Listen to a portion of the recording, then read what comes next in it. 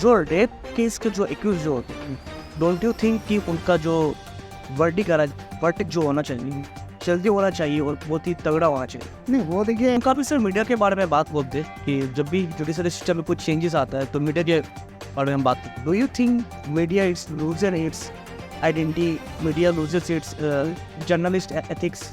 ये देखिए, ये मैंने 6-7 महीना मैंने एक राम जेठमलानी के साथ भी मैंने कार्य किया है. तो he was one of the highest expensive lawyer in India. तो I was working with him for 6 to 7 years, 6 to 7 months, sorry. और ये इनका दैट People तरफ, do you think it's the most highlighted issue and do you think is it really safeguarding the minority women? Good question. आपको अगर गिन के अगर triple तलाक का जो नंबर होगा, it will be less than 100. Less than 100. It is only, it is less than 100 all over India. All over India, पूरा इंडिया में. Hey guys, welcome to one new episode of Bailey speaking. और आज हमारे साथ है जाने माने supreme court के वकील मिलन सर. तो Milan sir, welcome to our show. Thank you. तो सर से काफ़ी पहले मेरी बात हुई थी नवंबर में. तो सर ने बोला था कि मैं आऊँगा. तो आज सर का मैसेज आया कि मैं जनवरी पे आ रहा हूँ. तो फिलहाल सर फाइनली आप आ गए. तो सर वेलकम. So, जैसे कि आपको पता है किसी भी देश का डेमोक्रेसी का 4 फिलर जो होता है, एक फिलर है judiciary system. So sir, welcome to our show. Thank you.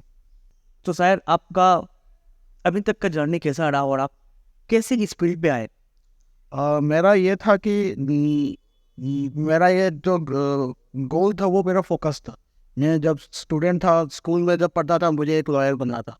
तो मैंने कभी भी और किसी फील्ड में जाने की मेरा कोई एम्बिशन भी नहीं. तो वो इंटरेस्ट आप कब से है, मतलब बिफोर मेट्रिकुलेशन या मेट्रिकुलेशन?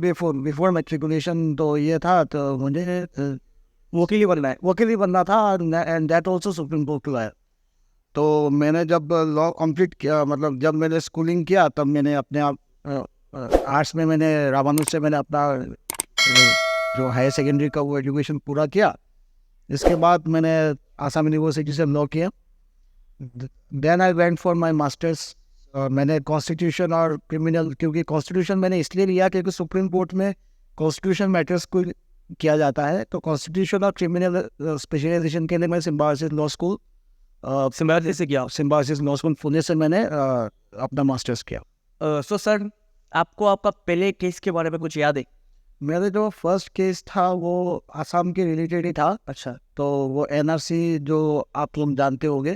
तो एनआरसी का जो मैटर था, तो मैंने I was engaged by mister Badruddin Ajmal. अच्छा. यूडीएफ के जो लीडर है. हाँ, वही मेरा फर्स्ट केस था. और मैंने आसाम का जो कॉज था, तो वहाँ पे जो आज जो जमीयत उलेमा जो अभी सुप्रीम कोर्ट में जो पार्टी है इसमें, तो उसको मैंने ही फाइल किया था. तो इट इज़ अराउंड 2012 में मैंने फाइल किया था. There after I was associated with उनके साथ में था. 2016-17 तक I was looking after the case. So that was my first case and it was a good experience. But Assam में ये जो एक इशू है. हाँ सर, उसी बारे में मैं बोलना चाहता हूँ कि सर आपने जो मुद्दा जो उठाया है एनआरसी का, एनआरसी पिछले काफ़ी 4-5 सालों से गवर्नमेंट इसके ऊपर काफ़ी एम्फेसाइज की. वो 4-5 साल में बहुत ज़्यादा हो जाएगा. और वो इट इज़ मतलब 2009 का केस है. पिटिशन 2 से. लेकिन उसका जो पूरा जो एनफोर्स जो आया था, मतलब 5-6 साल से आया. तो आप एनआरसी का मुद्दा उठाया, तो सर उसके बारे में. एनआरसी में देखिए, इसके बाद मैंने एनआरसी के बहुत सारे मैटर्स किए हैं. हाई कोर्ट में, गुवाहाटी हाई कोर्ट में मैं अपेयर हुआ हूँ और सुप्रीम कोर्ट में मैंने अपेयर हुआ. इसमें जो मैंने देखा है, हमारे लोगों के पास डॉक्यूमेंट सब हैं, स्टिल उनको फॉरेनर्स बताया जाता है. और ये सिर्फ एक ही रीज़न पे है कि लोग अपना जो राइट्स है उसको कभी वो जो राइट डॉक्यूमेंट है वो कोर्ट में लेके नहीं जाते. कोर्ट में जब नोटिस आता है वो कोर्ट में अपेयर नहीं होते. आउट ऑफ 100 केस, मैं रिकॉर्ड पे कह सकता हूँ, आउट ऑफ 100 केस 99 केस सिर्फ इसके लिए लोगों को फॉरेनर बताया जाता है क्योंकि वो एक्सपर्टी ऑर्डर होता है. एक्सपर्टी ऑर्डर ये होता है जहाँ पे आप एक्यूज को बुलाया जाता है कोर्ट पे. कोर्ट में बंदा कभी तो एक ही अपेयरेंस में नहीं जाता है, तो कोर्ट अपने आप कुछ ईयरिंग्स के बाद उसको एम्पल ऑफ अपॉर्चुनिटीज देकर जब लोग जाते नहीं हैं तो कोर्ट के पास यही रास्ता बचता है कि एक्सपायरी ऑर्डर हो जाता है, या फिर लोग एक बार अपियर हो गए, 2 बार अपियर हो गए, तीसरी बार नहीं जाते। जहाँ पे एविडेंस की बात आती है लोग डॉक्यूमेंट्स नहीं देते, और लेकिन उनके पास है सब डॉक्यूमेंट्स। और मैं इसलिए कह पा रहा हूँ कि डॉक्यूमेंट्स है उनके पास, जब ये एक्सपायरी ऑर्डर लेके मतलब जब पुलिस जाती है उनको निकालने के लिए या फिर फॉरेनर्स कैंप पे ले जाने के लिए, तब क्या होता है वो बोलते हैं हमारे पास तो सब डॉक्यूमेंट्स है, हमने तो उनको दे दिया काम करने के लिए, उनको दे दिया, अपने लॉयर को दे दिया। लेकिन आप जब एक एक्यूज हो तो आपको अपना केस के बारे में पता होना चाहिए, तो आप क्या कर रहे हो क्या नहीं। आप भी इंटरेस्ट छोड़ दोगे तो फिर आपका लॉयर क्या करेगा। तो इसके बाद एक तो वो होता है कि इतने सालों के डिले के बाद वो ट्रायल कोर्ट से जाते हैं, आपके ट्राइब्यूनल से जाते हैं हाई कोर्ट पे। हाई कोर्ट में भी 100 में से 90% केसेस ये हो जाता है कि हाई कोर्ट बोलता है कि इतने डिले पे हम लोग नहीं देखेंगे और डिसमिस कर देते हैं। इसके बाद आते हैं सुप्रीम कोर्ट में। तो सुप्रीम कोर्ट में हालांकि मतलब क्योंकि as it is the court of last resort, वहाँ पे लोगों का और कुछ मतलब सुप्रीम कोर्ट इसको बहुत केयरफुली लेके चलती है। और ये है कि मैंने भी अपने बहुत सारे क्लाइंट्स को रिलीफ दिलाया है जहाँ पे कोर्ट ने इसको रिमांड बैक कर दिया है कि वही एविडेंस को आप फिर से देखो जो आपके पास है, जो सुप्रीम कोर्ट में आप प्रोड्यूस कर रहे हो, लेकिन आपने ये ना ट्रायल कोर्ट में किया है, हाई कोर्ट में किया, लेकिन हाई कोर्ट में वो देखा नहीं, आपको डिले पे उसने छोड़ दिया। तो मेरा जो ऑब्जर्वेशन है एनआरसी के केसेस में कि एनआरसी मतलब आपका राइट जो है और आपका जो ड्यूटी है दोनों साथ साथ चलता है। तो आप अगर आपका राइट है कि आपको इस देश में कुछ मिलना है, तो आपका ड्यूटी भी है कि आपको कोर्ट के सामने जाके अपना जो तथ्य है, आपका जो डॉक्यूमेंट्स है वो प्रोड्यूस करना है। लेकिन हम करते नहीं है, और इसके बाद हम बोलते हैं कि हमारे से इनजस्टिस हो गया। ये कोर्ट तो आपके घर पे आके आपको नहीं बोलेगा कि आप मुझे डॉक्यूमेंट, आपको ही जाना पड़ेगा। आपके पास जब आपका सेक्शन 8 पे आपको जब नोटिस आ जाता है कि आपको हम डाउट कर रहे हैं कि you are a doubtful citizen, तो आपका ड्यूटी बनता है आप जाओ कोर्ट में जाके वो जो डाउट है वो क्लियर करो। ठीक है। तो ज़्यादातर केसेस में ये है, मैं अपने जो एक्सपीरियंसेस है मेरे पास, अगर मैंने अगर 60-70 केसेस भी अगर एनआरसी के किए हैं, उसमें से 60-70 केसेस में ऐसे है कि लोगों के पास सब डॉक्यूमेंट है लेकिन वो जाते नहीं है। वही ट्रायल कोर्ट से हार के हाई कोर्ट में हार के हाई कोर्ट में 2 बार, एक बार रिट पिटिशन करते हैं, इसका रिट अपील करते हैं, इसके बाद सुप्रीम कोर्ट आते हैं।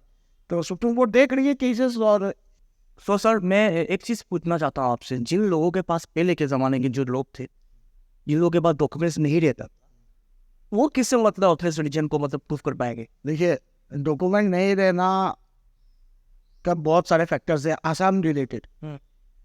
आपके इन्फॉर्मेशन के लिए मैं बता दूं, जो दिक्कतें हो रही है वो ज़्यादातर लोग जो 4 एरिया के सामने रहते हैं, 4 एरिया मतलब नदी के आसपास रहते हैं। Assam is a flood prone area, ठीक है। तो उसमें होता क्या है कि लोगों का साल में 2 बार, एक बार तो होता ही है, 2 बार फ्लड से घर बार सब चला जाता है। और उस टाइम क्या होता है कि आप अपने आप को बचाओगे या फिर डॉक्यूमेंट बचाओगे। तो उस प्रोसेस में मैंने बहुत सारे क्लाइंट्स को देखा है कि दे डोंट हैव डॉक्यूमेंट। तो उसमें आपका ये है कि आपका जिस गांव में आप रहते थे, एक तो ये है कि आपका जो लिटरेसी का डाटा है, इलेक्शन जो है वो तो आपको सर्टिफिकेट को भी अप्लाई करने से आपको मिल जाएगा। दूसरा बात यह है कि आपका जो वहाँ पे गांव पंचायत था, जो भी था, ही शुड वेरीफाई, या आप जिस स्कूल में थे उस स्कूल का प्रिंसिपल आपको वेरीफाई करेगा, हाँ ये तो मेरा स्टूडेंट था, ये यहाँ से यहाँ तक क्लास 1 से क्लास 5 तक, क्लास 10 तक पढ़ा है मेरे पास। तो this will give you a document. और ये मतलब एक चीज़ है कि हमें उसको बहुत मतलब वो क्या बोलूँ मैं, केयरफुली उसको डॉक्यूमेंट को सही से रखना है और आगे चल के, क्योंकि यही आपका आइडेंटिटी है और इसी को लेके आपको चलना है। चलना। और सर और एक सवाल मैं आपसे पूछना चाहता हूँ, जैसे कि फिल्मों में दिखाता है कि जैसे हमारे सनीपा जी कोर्ट पे तारीख पे तारीख पे तारीख, सो ये पेंडेंसी क्यों सर ये हमारे जुडिशियरी सिस्टम पे ये इतना मतलब ये जो क्वेश्चन है रिपीटेडली लॉयर्स को, जजेस को पूछा जाता है, तो इसका जो रीज़न है वो कलेक्टिव है।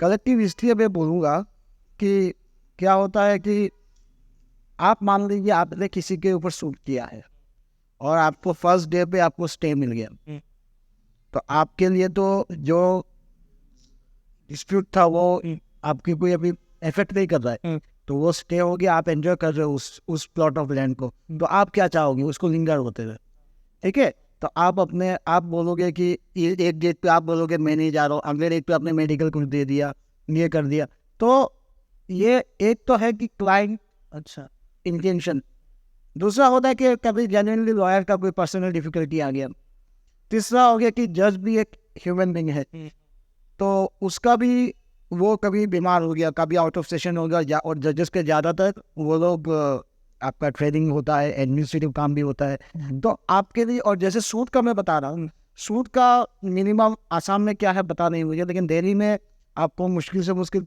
1 साल में 3 से 4 डेट मिलता है, 3 महीने का डेट या फिर 4 महीने का डेट मिलता है, एक डेट या 2 डेट मिस हो गया तो फिर आपका आधा साल खत्म। फिर से तो हाँ, वो जो पेंडेंसी है वो ही पेंडेंसी देखते हो, लेकिन इसको लेके इंडियन जुडिशरी और पॉलिटिकल जो भी है उसमें अभी इसमें काम किया जा रहा है। काम इसलिए किया जा रहा है कि आपको शॉर्ट एडजॉर्नमेंट जो है वो कम दिया जा रहा है, और दूसरा ये है कि there are other mechanisms also. कुछ छोटे छोटे इश्यूज होते हैं जो हम लोग अलग तरीके से, जैसे सूट के जगह पे समरी ट्रायल हो गया है, जहाँ पे बहुत स्विफ्टली आपको अगर किसी से पैसा लेना है, रिकवरी सूट फाइल करना है, तो आप समरी ट्रायल पे जाइए, तो वहाँ पे आपको बहुत जल्दी रिलीफ मिल जाएगा। तो लोगों को उसमें ऊपर करना चाहिए। फर्स्ट ऑफ ऑल तो आपको, मतलब मेरा जो पर्सनल ओपिनियन है, लोगों को पहले केस ही नहीं करना चाहिए। यू शुड, आप, there are other mechanisms okay कि आज के डेट पे इंडिया में 5 करोड़ कुछ केसेस पेंडिंग है। तो वो केसेस पेंडिंग इसलिए नहीं है कि जुडिशरी का इंटेंशन नहीं है, जुडिशरी का भी इंटेंशन है, जो लॉयर्स होते हैं वो भी, लेकिन हमारा जो इतना, क्योंकि इंडिया इज, आप जो सक्सेसफुल स्टेट्स देखते हो, बाहर के कंट्रीज को देखते हो, वो स्टेट्स होते इतने छोटे छोटे हैं, इन लोगों की कब होते हैं। India is huge country exactly और इतने डाइवर्सिटी है और इतने सब कुछ है, और हमारे पास बहुत सारी इश्यूज है, तो उन सबको मिला के हाँ उसमें जो पेंडेंसी है उसको हम कर सकते हैं। तो वो ऑनेस्ट एफर्ट सबके साथ होना चाहिए, बट मैं एक पर्टिकुलर कोई ऑर्गन नहीं है जिसको हम मतलब ये कर सकते हैं कि इसी के वजह से pendency there is nothing like, कोई मतलब कोई स्पेसिफिक रीजन नहीं। There is no, it is that our process is like that, और इसको हम लोग ड्यू प्रोसेस बोलते हैं। अगर मान लीजिए बहुत सारे केसेस में ऐसे हुए हैं जहाँ पे हीनियस क्राइम हुए हैं, क्रिमिनल हुआ है, 1 महीने में हमने देखा है, अभी न्यूज़ पे भी है, मैं केस का नाम नहीं लूँगा, ये होता है कि 1 महीने में 2 महीने में ट्रायल खत्म करके फांसी का सजा दे रही है, या फिर लाइफ इम्प्रिजनमेंट कर दिया है, बहुत सारे आप लोग सुनते हो। हाँ हाँ तो ऐसे केसेस में जाते हैं हाई कोर्ट में, जब जाता है सुप्रीम कोर्ट में जाता है, सुप्रीम कोर्ट बोलता है नहीं, ड्यू प्रोसेस फॉलो करो, इतना कोई हड़बड़ी नहीं है। तो क्योंकि आपको जो जस्टिस लग रहा है, जो मीडिया इसके पीछे बैक करके जो जस्टिस लग रहा है, अगर कोई इनोसेंट उसमें फंस रहा है या फिर उसका लाइफ खराब हो रहा है, तो उसका जवाबदारी कौन होगा? तो उसके लिए भी, उसका भी तो पूरा राइट डिफेंड करने का वो है, तो हम उसको कहाँ रख रहे हैं? तो इशू, आप जस्टिस एक चीज को देख के आप पूरे चीज को आप विशेष नहीं कर सकते हो, यही चीज है। तो ड्यू प्रोसेस ऑफ लॉ को फॉलो करना है। तो सर अभी आपने जो बात की पेंडेंसी के बारे में, तो इंडिया में इतने सारे जो पेंडेंसी है उसका सोल्यूशन क्या है सर? सोल्यूशंस तो मतलब इंडिया में अभी जो एक रेडिकल जो एक चेंजेस आ रहे हैं, रेडिकल चेंजेस में ये है कि हमने कमर्शियल मैटर्स के लिए अलग से कमर्शियल कोर्ट्स कर दिए हैं। जैसे आपको सुना ही होगा आपने, जो जो MP MLAs है उनके लिए अलग से कोर्ट बना दिया गया है। तो वो चीज़ें हैं तो चल रही है। बाकी इसमें से अभी हमारा जो एरिया जो एक नया है, उसको एरिया को है मतलब सर ऑल्टरनेट डिस्प्यूट रेजोल्यूशन।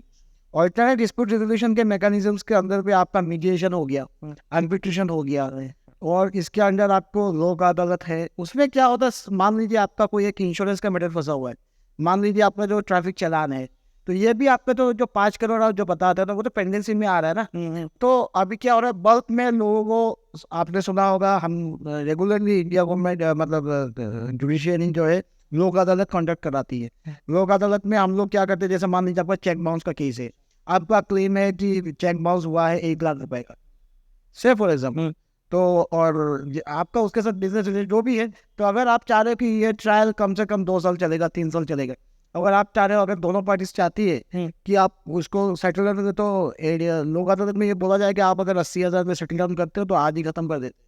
तो उसका जो ट्रायल जो पूरा जो एक चल रहा था, आपको एविडेंस होना था, क्रॉस होना था, ये सब से आप बच जाओगे, आपको भी पैसा मिल जाएगा और जिसको देना है वो भी दे देगा। हाँ, इसमें ये होता है कि लोग मतलब आपको गिव एंड टेक होता है। आप पैसा किसी को अगर मिलना है, वो थोड़ा देर कम पैसा दे रहा है तो, लेकिन वो अपना टाइम भी तो बचा रहा है।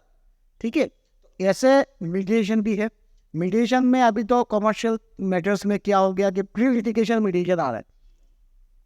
वो प्री लिटिगेशन का मीडिएशन का मतलब ये है कि आपको कमर्शियल, आपने कुछ बिजनेस किया है मेरे से और आपको मेरे से पैसा लेना है, तो आप मुझे नोटिस दोगे, इसके बाद आप मुझे ये बोलोगे कि आप मीडिएशन पे आओ, हम बैठ के बात कर सकते हो, 1-on-1 मीडिएटर भी रहेगा, 1-on-1 मीडिएशन आप कर लेते हैं। अगर बात होगी तो फिर कोर्ट में जाने से पहले ही प्री मीडिएशन में हमारा केस खत्म। आप लोगों को इन्फॉर्मेशन के लिए बता दूं, लास्ट ईयर मैं क्वालिफाइड मीडिएटर बन चुका हूँ।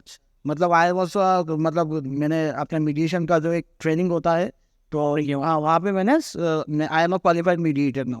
तो कमिंग डेज, और इसके बाद आ गया आर्बिट्रेशन। तो आर्बिट्रेशन में it is also a very successful form of ADR, जहाँ पे एक आर्बिट्रेटर बैठेगा, वो ज़्यादातर लॉयर्स होते हैं या फिर रिटायर्ड जजेस होते हैं। तो ये भी थोड़ा एक एक्सपेंसिव है वो आर्बिट्रेशन जो है, जहाँ पे वो स्टेक ज़्यादा होता है, मतलब वहाँ पे जो एक अमाउंट होता है वो बड़ा होता है। तो वो भी ज़्यादातर वो कमर्शियल में जाते हैं, और या फिर लोग अभी आप अभी अगर अपना रेंट एग्रीमेंट भी करते हो तो रेंट एग्रीमेंट में आप लिख दोगे कि अगर हमारे बीच में कोई डिस्प्यूट होता है तो हम आर्बिट्रेशन में जाएंगे।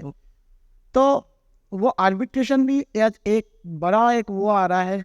और मीडिएशन तो सबसे ज़्यादा जो काम करता है वो मैट्रिमोनियल में काम कर रहा है आज के डेट में, क्योंकि मैट्रिमोनियल में हमने देखा है कि सोल्यूशन मिलना बहुत टफ है, और कोर्ट में यह पेंडेंसी बढ़ते ही जा रहा है आज के डेट में।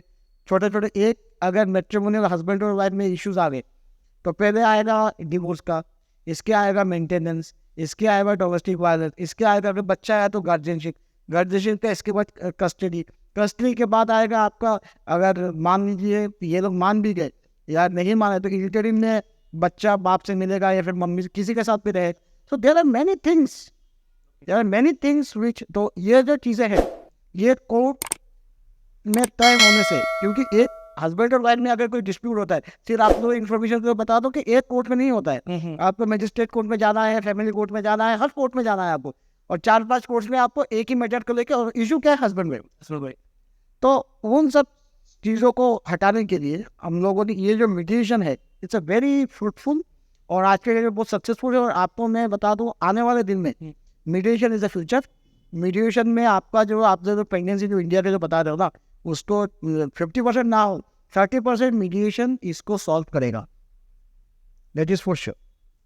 सर और एक सवाल आपसे पूछना चाहता हूँ, काफ़ी सेंसिटिव है।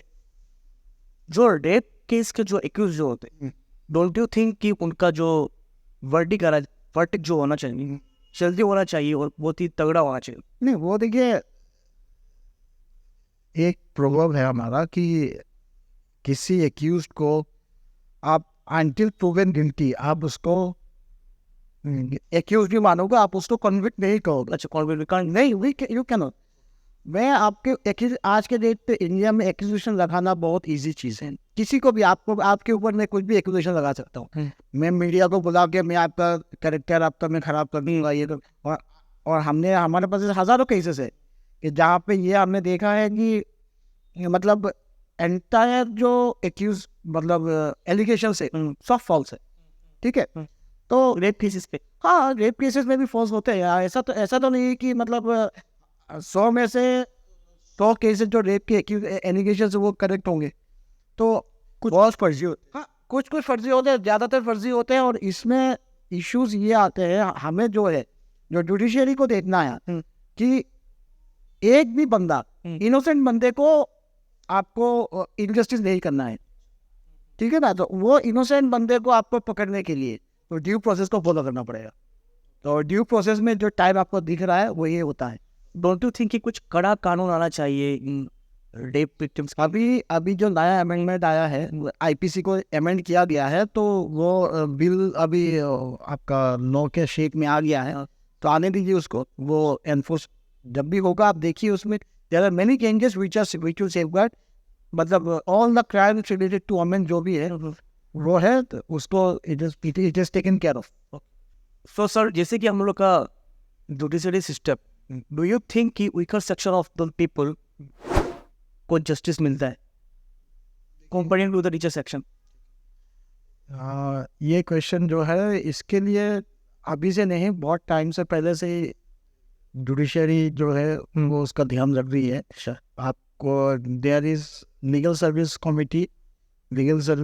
कमेटी आपका हाई कोर्ट में भी होता है, ट्रायल कोर्ट्स में भी होता है, सुप्रीम कोर्ट में भी है। तो वहाँ पे क्या है, अगर किसी का जो बिलो पॉवर्टी लाइन आते हैं तो वो डायरेक्टली अप्रोच कर सकते हैं उस कमेटी को, और वहाँ पे कोर्ट ही आपको लॉयर प्रोवाइड कराती है। This is one. नंबर 2 ये है कि जो इतने भी पुअर नहीं है और जो मतलब लॉयर्स एफोर्ड कर सकते हैं, जो मिडिल क्लास हम बोल सकते हैं, जस्टिस सबके लिए सेम है। आपको जो इनजस्टिस दिखता है सोसाइटी में, वो इनजस्टिस इसलिए है क्योंकि ही और she has not defended herself और हिमसेल्फ वेल। ओके, आप अपना जो वो है, जस्टिस सबके लिए सेम है। मैंने अपने जो करियर का जो 12-13 साल मैंने अपने जुडिशरी में मैंने दिया है, उसमें तो मैंने ऐसा कोई इंजस्टिस देखा नहीं है कि जहाँ पे हम बोल सकते हैं कि judiciary is biased towards any richer section और it is biased towards not, मतलब जो भी है डिफरेंशिएट जुडिशरी नहीं करता है। लेकिन एक पब्लिक को एक परसेप्शन है कि ये रिचर सेक्शन को जल्दी मिल जाता है, वीकर को। वो जो इशू है, वो इशू इसके है कि हम कैसे परस्यू करते हैं चीज़ों को। तो जो आपका एक चीज़ को पाने के लिए आपको जैसे गोल होता है, उस गोल के पीछे आपको लगना होता है। तो अगर आप लग जाओगे उस वर्क में, आपको जस्टिस मिलेगा इफ यू आर करेक्ट। और दूसरा ये आ जाता है कि अगर आप मतलब इसमें ये है कि रिचर सेक्शन उसके पीछे लग जाते हैं, they are having a battery of lawyers, high profile lawyers. जो आपका जो क्वेश्चन से मैं समझ पा रहा हूँ कि हम हाई प्रोफाइल कौन होता है, आप और हम ही उसको हाई प्रोफाइल बनाते हैं, ठीक है ना। तो मीडिया बनाता है और कुछ नहीं है। तो जुडिशरी मैं जो आर्ग्यू करूँगा XYZ वही आर्ग्यू। बेल में अगर मैं मान लीजिए एग्जांपल के लिए, एक बेल मैटर में हम आर्ग्यू क्या करेंगे कि इसका कोई क्रिमिनल एंटीसीडेंट नहीं है, या फिर ये आदमी को अगर हम बेल पे छोड़ते हैं तो ये आदमी कभी आप जो कंडीशन दोगे उस कंडीशन को मानते हो रहे। दिस इज अ बेल का। तो ये आर्गूमेंट हर जगह के लिए सेम है। तो लेकिन आप हाई प्रोफाइल किसी लॉयर को, आप जो मीडिया में आपके सामने दिख रहा है, जिनका नाम आप जानते हो, तो उनसे कराओगे, उनको बेल मिल गया। अगर आप गरीब हो लेकिन आपका कुछ क्रिमिनल डिसीजन है और कोर्ट को भी लगा कि आपको नहीं, तो आपको ये दिखेगा कि एक अमीर को बेल मिल गया, गरीब को नहीं मिला। ऐसा कुछ नहीं होता है। जुडिशियरी सबको same treat. What if then if a जज गेट्स ब्राइब? होता है सर, मतलब it's a dark face, you know. वो देखिए, अभी हर जो एक एरिया है, हर एरिया में कुछ ना कुछ आपको रॉटन एप्पल्स मिलेगा, ठीक है। तो हम उसको जनरलाइज नहीं कर सकते हैं। तो उसके मतलब ये एक ऐसा चीज़ है, हम कभी ये प्रूफ डिसप्रूव का बात है नहीं। अगर कुछ इश्यूज है तो फिर judiciary will take care of it. उसके लिए मतलब पब्लिक परसेप्शन ये होना चाहिए कि justice is there and you will get justice. हम काफ़ी सर मीडिया के बारे में बात बोलते हैं कि जब भी जुडिशरी सिस्टम में कुछ चेंजेस आता है तो मीडिया के बारे में हम बात करते हैं। Do you think media it's loser it's identity, media losers it's journalist ethics? वो ये देखिए, मैं जुडिशरी का एक छोटा सा एक पार्ट में, और आपने जो क्वेश्चन पूछा है वो पूरा, और एक जो पिलर है डेमोक्रेसी का, मीडिया है। और तो मीडिया का जो आज का जो रोल है, हम ये नहीं बोल सकते कि मीडिया अपना जो आइडेंटिटी है वो लूज कर दिया। हाँ, उसका जो डिग्निटी था आज से 5 साल पहले, definitely it has come down. They are discussing issues, they are discussing non issues, baseless issues, जो इश्यूज है नहीं। और मुझे कभी कभी लगता है कि मीडिया बायस है। आज की जो मीडिया है वो बायस। तो देखिए, आपको अगर किसी एक टॉपिक पे आपका व्यू कुछ है और मीडिया अगर अलग कुछ दिखा रही है तो आपको लगेगा कि मीडिया बायस है। तो वो हमारा ह्यूमन टेंडेंसी होता है, तो वो नहीं है। हाँ, लेकिन मीडिया का जो स्तर है, जो मीडिया नीचे जो मीडिया न्यूट्रल होना चाहिए था, वो भी नहीं है। वो कहीं कहीं वो बायस दिखता है। हर टॉपिक पे नहीं बोल सकते हैं, but media is Maximum of the media is what media is that आप न्यूज अगर कुछ मिलता है आप उसको पब्लिक को दो, okay but you are no one to give the opinion, ठीक है। तो लेकिन आज के डेट में मीडिया वो कर, मीडिया ओपिनियन दे रहा है। हाँ, तो दैट इज रॉन्ग। सर आपके इतना लंबे टेन्योर पे कभी आप किसी महान हिस्से से मिले हो, लाइक हमारे जस्टिस का जो हमारे प्रिंसिपल या फिर बहुत सारे जजेस ने, मैं क्योंकि आपको मैंने पहले ही बोला था कि मैं सिम्बासिस लॉ स्कूल से हूँ, it is one of the top law school in India. तो वहाँ पे जस्टिस कार्ड जो आए थे, इसके बाद जस्टिस उस टाइम चीफ जस्टिस थे, बहुत सारे चीफ जस्टिस आए हैं हमारे कोर्स में। और अभी फिलहाल में तो हम लोग जैसे मेरा जो वो है, कभी कभी क्लाइंट का रिक्वायरमेंट होता है कि आपको किसी सीनियर लॉयर को एंगेज करना होता है, तो मैंने बहुत सारे, और मैंने आपको इन्फॉर्मेशन बता दूं कि मैंने 6-7 महीना मैंने लेट राम जेठमलानी के साथ भी मैंने कार्य किया है। तो he was one of the highest expensive lawyer in India. तो I was working with him for 6 to 7 years, 6 to 7 months, sorry. और ये इनका डेथ के 1 साल के आसपास मैंने किया है काम। कैसा एक्सपीरियंस रहा उनके साथ? बहुत, मतलब ही इज़ अ जैम, और मतलब उनका जो स्टाइल है, और ही इज़ अ लीगल जो फील्ड है उनके, वो लीजेंड है वो। और बाकी तो हमने बहुत सारे लॉयर्स को, हमने सीनियर लॉयर्स को एंगेज करते हैं, जैसे सिब्बल सर हो गए, इसके बाद राजू रामाजन सिब्बल, मतलब कपिल सिब्बल सर, हम लोग एंगेज करते हैं उनको। कभी जैसे आपको ये अजमेर दरगाह का एक मैटर था, तो अजमेर दरगाह में मैंने उनको एंगेज किया था। इसके बाद बहुत सारे ऐसे हैं जो, मतलब हम लोग क्लाइंट के रिक्वायरमेंट के हिसाब से, अगर क्लाइंट को किसी सीनियर, जहाँ पे स्टेक बहुत ज़्यादा होता है, हज़ारों करोड़, तो वहाँ पे क्लाइंट भी चाहता है कि सीनियर को रिप्रेजेंट करे, तो हम लोग एंगेज करते हैं क्लाइंट के रिक्वायरमेंट के हिसाब से। तो और उनके साथ जब भी हम काम करते हैं बहुत कुछ सीखने को मिलता है। सर और एक बात, triple talaq, do you think it's the most highlighted issue, and do you think is it really safeguarding the minority women? Good question. इसमें ट्रिपल तलाक जो है, I believe you are Muslim, या राइट।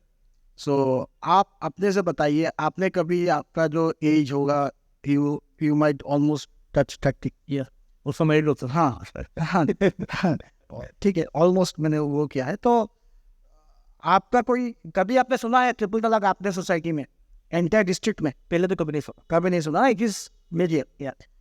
तो ये चीज़ हमारे लिए भी है, मतलब आप अगर इंडिया के जो माइनॉरिटी पॉपुलेशन आप देखते हो 20 crore एंड अबाव, उसमें आपको अगर गिन के, अगर ट्रिपल तलाक का जो नंबर होगा, it will be less than 100। Less than 100? It is only, it is less than 100 all over India? पूरा इंडिया में।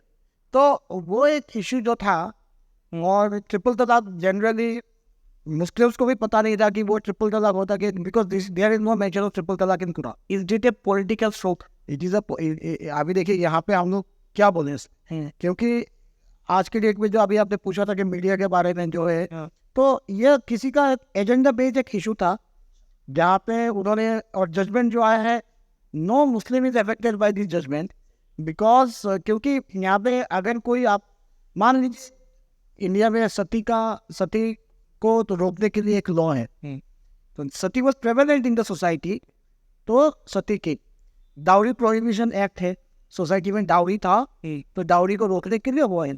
लेकिन आप ये जो एक जजमेंट लाए हो ट्रिपल तलाक का, वो किसके ऊपर अप्लाई कर रहे हो? यहाँ पे generally Muslims they don't practice this, exactly this. तो आप, एक क्वेश्चन में ही आपका आंसर है, अगर आपका सोसाइटी में वो इशू है ही नहीं, तो आप उसको किसके ऊपर अप्लाई करोगे?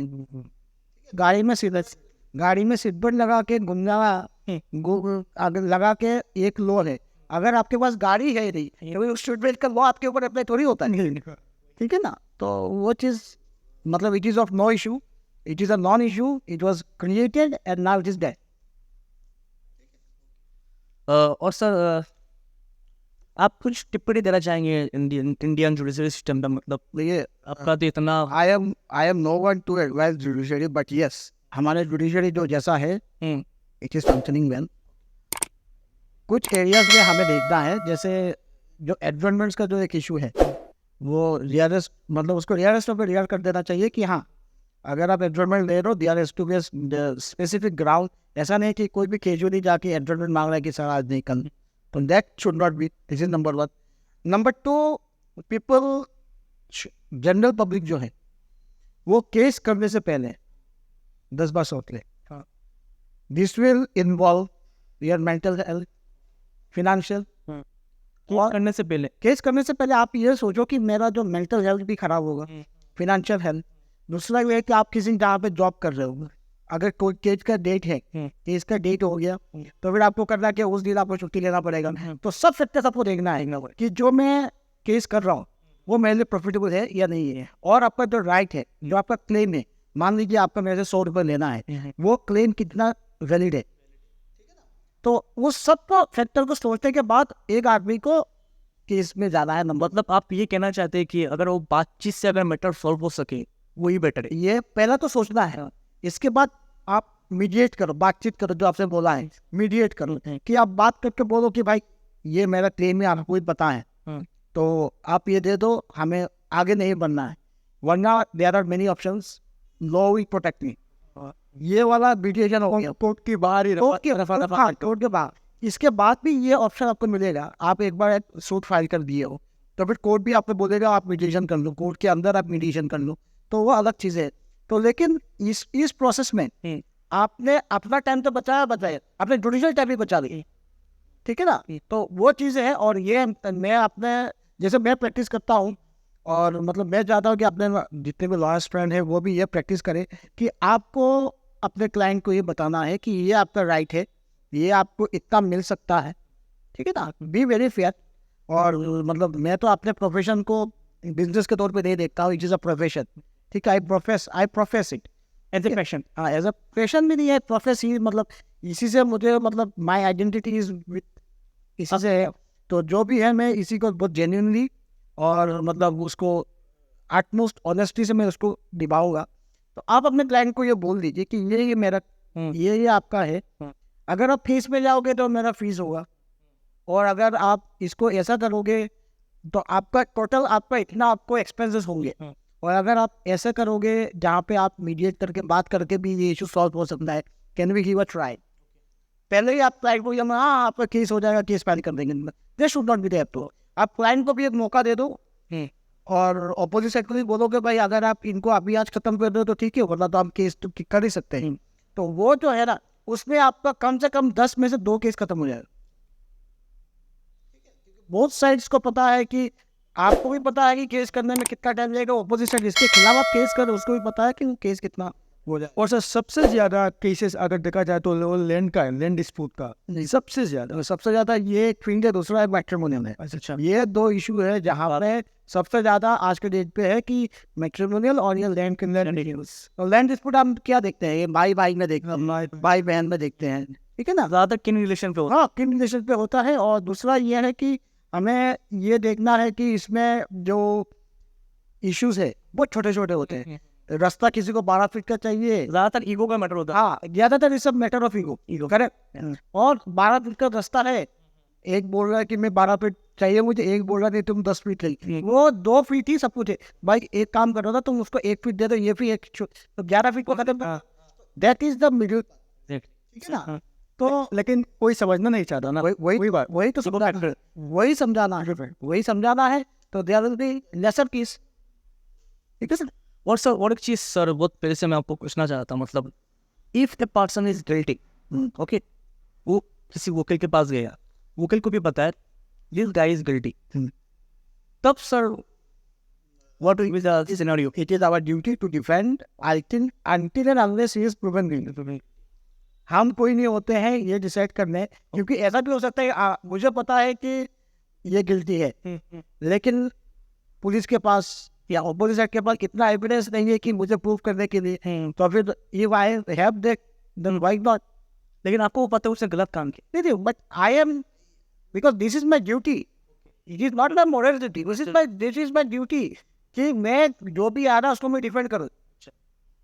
आपने सुना होगा कि अजमल कसाब जो टेररिस्ट था, he was defended, ओके, ठीक है ना, he was defended by India, India ने उसको इंडिया गवर्नमेंट ने उसको लॉयर दिया, he was defended, he was, it is a open and shut case, उसने सबको मारा, सबके सामने मारा, but it is a process of law, it is a process of law. आपको जुडिशरी को, वी आर नॉट द जजेस, जज should say he is guilty और he is not guilty, we are no one to say that he is guilty और he is not guilty, that is the only thing. तो आज हमारा episode यहाँ पे ख़त्म करने से पहले मैं सर से पूछना चाहता हूँ, सर कैसा लगा आपको आज यहाँ पे आके हमारे साथ? It was a good experience और सबने खुल के बात किया आपने, ठीक है। इट वॉज, मैंने सिलचर में पहली बार किसी को, मैंने इतना दिन को मेरा प्लेस ऑफ प्रैक्टिस देनी है, तो it was a very good experience और हम मिलते रहेंगे।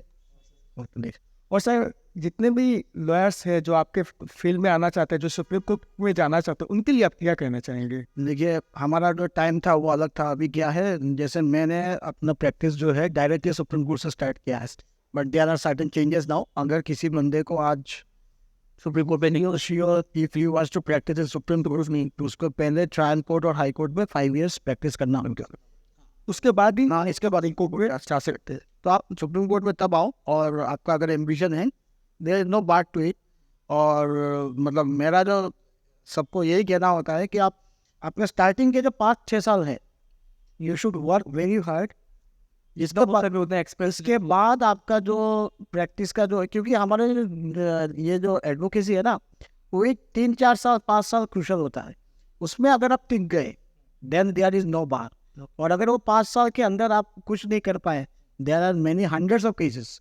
कोविड के टाइम में मैं आपको बता दूँ, there are, I know more than 150 lawyers have left the profession, ठीक है ना। तो वो चीज़ें हैं, तो हमें just work hard, work hard is the only mantra कि आपको एक अच्छा लॉयर बनाएंगे सक्सेसफुल। और किसी भी है, हर आप रेस्टोरेंट दे रहे हो, कुछ भी कर रहे हो, गाड़ी चला रहे हो, कुछ भी हो, work hard, there is no shortcut to success. Exactly, काफी लोग समझते हैं सर वो, नहीं, there is no shortcut to success. आपको काम करना है, रिसर्च करना है, पढ़ना है और पढ़ना है, यू हैव टू।